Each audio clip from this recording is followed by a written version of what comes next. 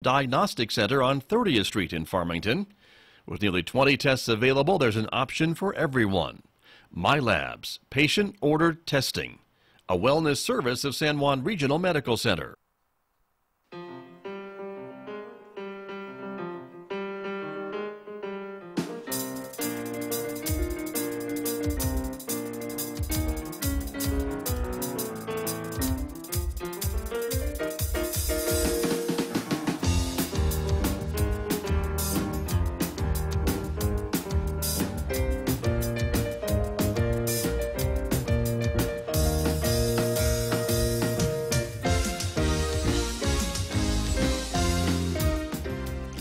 Fifteen minutes past 8 o'clock. It is Tuesday morning, August the 28th. Good morning, everyone. I'm Scott Michlin, and you're listening to KSJE 90.9 FM and 90.9 HD.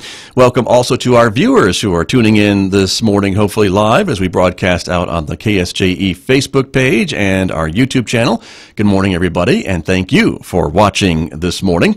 Coming up in just a moment, my guest today from Bloomfield School, Superintendent Dr. MIzell, is here, but first a couple of reminders. Later on this hour, we'll be talking with folks from the Farmington Regional Animal Shelter about some of the pets that are available for adoption this week. Mick Hess will be along at 9 a.m. with Arts News, Roving with the Arts, of course, and some Bach cantatas for us. That's coming your way today at 9 on KSJE. We also want to remind you, you can always check out our programming schedule by going to our website. That's at ksje.com. That's also where you'll find our regional events calendar, and there's a couple of events that I want to point out to you, including the Tota Festival, of course, that will be in full swing this weekend at the Farmington Museum and Visitor Center, the new location because of the construction at the Farmington Civic Center. So if you're checking out the Tota Festival, be sure to head over to the museum. In fact, Bart Wilsey will be here Thursday morning to give us a preview on the Tota Festival and the big rug auction planned for this weekend. You can get all the details on our regional events calendar. Harvest Wine Festival happening too this weekend at Balloon Fiesta Park in Albuquerque, and the World Fighting Championship at Northern Edge Casino on September 1st, followed by the Clint Black Concert on September 2nd. Don't get those two events mixed up because you might be disappointed with what you'll see on stage at the Northern Edge Casino.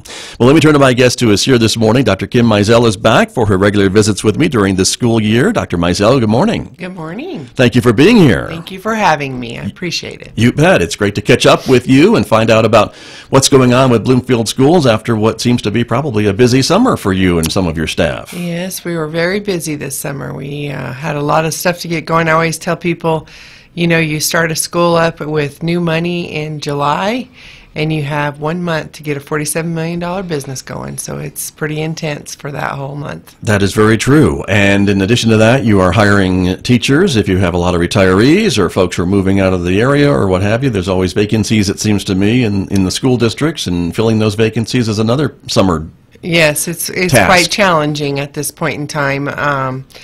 You know, with the teacher shortage and everything, we're always looking for people anywhere we can, and we brought in some Filipino teachers this year just because we didn't have applicants for positions. So they have a lot of Filipinos that want jobs, and they have a lot of knowledge as far as the methodology and the pedagogy, and I've always been impressed with what I've seen with some of the teachers that I've observed, and so this is the first year that we've gone to the Philippines for teaching positions. Okay. So. But that shows you, I guess, just how widespread this teacher shortage is in this country, that you're going overseas for qualified teachers. Right. Interesting enough that in the East Coast they have overage of teachers. Oh. Many graduates from college are substitute teaching, but they just don't really want to move to the West. And so we have a difficult time finding people, and out of the teacher prep programs that we're just not producing enough with it's kind of a supply and demand type thing, and there's just not enough coming out of those programs. And a lot of times, like, if they're at UNM, they all go to Albuquerque schools, or if they're at Las Cruces, they're in Las Cruces. So we struggle with the major teacher prep programs. We use San Juan College alternative licensure programs significantly. You bet. We do hire quite a few people that have degrees that are interested in going into education, and they can do that within, they can get hired right away, and then they finish up the coursework in about 18 Gotcha. months. As someone who lived on the East Coast for a while, I would think probably if you start recruiting in February in the dead of winter, that may get some teachers out west. That's a good idea. It's the timing thing. When you're looking for them in May, June, July, that doesn't probably help your case. Right. Well, I will try that strategy. I think that sounds good. I don't know if that'll work. When they're freezing and we're out here basking in our nice weather. That's right. Or they're shoveling, for the 5th day in a row. Right. That may change their mind. That's true. You never know. We were talking before we came on the air this morning, and you were telling me about some grants that the Bloomfield School District has received, which is going to help you do a lot of things for your students. Yes, we actively pursue as many grants as possible to bring in additional funding to do special projects and initiatives. And we did receive a large grant called the Circle Grant. And it is a federal grant. It's $1.2 million a year for 3 years. So, and its target is reading birth through 12th grade. So, okay. Right. We have 2 SLP positions open. We will have reading interventionists, 2 of those, 2 literacy specialists, 1 a coach and 1 a home literacy person to go into the home and help with articulation and help with learning, teaching children to read, maybe children's books going to the home. And then we have a grant coordinator position, and we'll be interviewing today for a few of those positions. But if you're interested, please look at our website for those openings. We just received the funding, and so now we're pursuing the hiring of individuals. Very good. And so this will be at every grade level, it sounds yes, like, in Bloomfield schools, right? Throughout the district, and also it's a professional development type grant, so our staff will receive a lot of professional development and support in reading instruction and how to refine their skills. As we go to school, we don't always get specialized in areas, and it needs to be a birth through 12th program where, even the math teacher becomes a reading teacher, because you have to really analyze a word problem, for example, and the key terms within that word problem, and what do you need to do mathematically to solve that. So it's going to be an exciting project for our district. Right. And I was going to ask you, too, because I think these reading skills, as you mentioned, really do help in various other things that students encounter during their lives. It helps throughout, just prepare them for the world. In today's time with technology, the rapid processing that students do on the internet and just searching for information. I just always put it in perspective. When I was in school, I had to go to the encyclopedia to find world information. Now they can push a couple of buttons and they can find out what's going on in the world. And right. History and so on a device they have in their pocket. Right. Or something. Yeah, not they having have to go their to a library. Highly charged computer in their pockets, Right. And so it's just amazing what's happening. I think there's always a pro and a con to everything, and I feel that our children are processing at warp speed, but they're not necessarily internalizing the important details. And I think that's why we might be struggling with our assessments at the national level, because we're not teaching them how to really glean information that they need to know. And so we're going to really work on some of that type of stuff with the children for Very the good. next 3 years. Okay. That grant will help for sure. Yes, it will. Right. And there's a couple other grants you were telling me, too, a little bit about, right? What are yes. they? We received the Reads to Lead grant, which is also another professional development type grant where, and program grant. So it pays for some of these specialized programs. There's a program called 95% Group, which is kind of expensive. A professional developer comes in, they mentor and support the teachers in the classrooms, and it's a pretty intense phonemic awareness program. So it's an elementary base, and the K3 plus the Reading Plus is for K through 3rd grade. So Okay. it's definitely an elementary initiative and primary initiative. So, and then we also received the Continuous School Improvement Grant for our middle school and our alternative high school, which will help them work on curriculum alignment and being more strategic with what we're teaching within the 9-week quarter, and the work that needs to be done with teachers in partnership so that they understand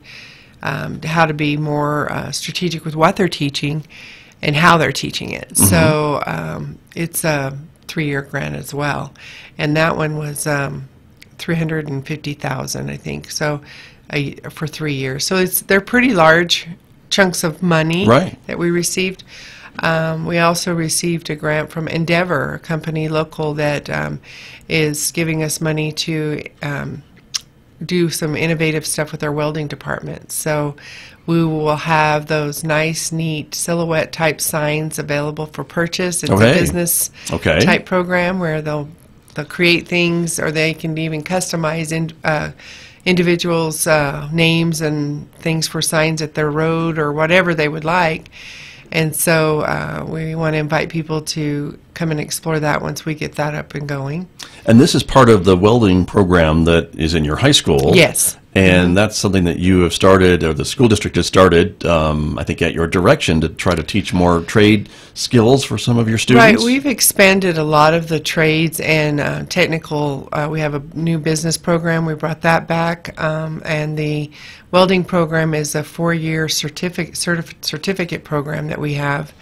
And so we've really looked to our local businesses and what they're needing, and those are some of the things that they would like to see happen. So we've expanded that. We've grown our program, our AP, advanced placement programs. When I first came to Bloomfield, we only had 1 class, and we now have 13.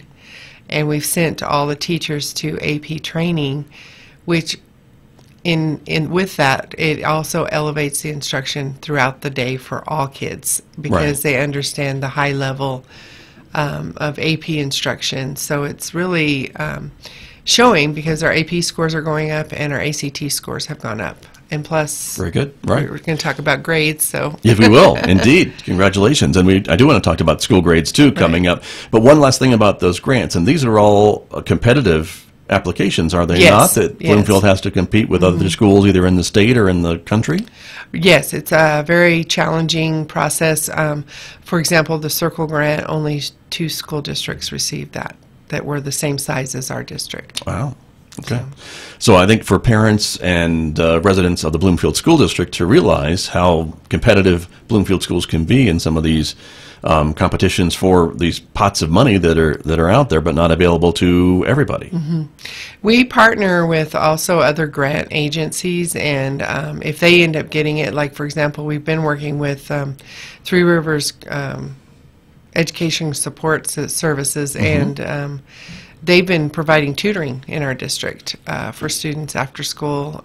So there's a lot of nice opportunities, and we take advantage of as many as possible. Very good. My guest this morning, Dr. Kim MIzell, is here. She is the Superintendent of Schools with the Bloomfield School District. We've been talking a bit about some of the grants that the school district has gotten and some of the hiring that the school district is doing. So if you're interested, all the openings are on your website, I would think. Yes. And folks can go check it out. So I do want to ask you about school grades. I do want to ask you a little bit about attendance and some of the things that you're doing for that program with your students in the high school. So we'll take a short break. Back with my guest with more in just a moment right here on KSJE.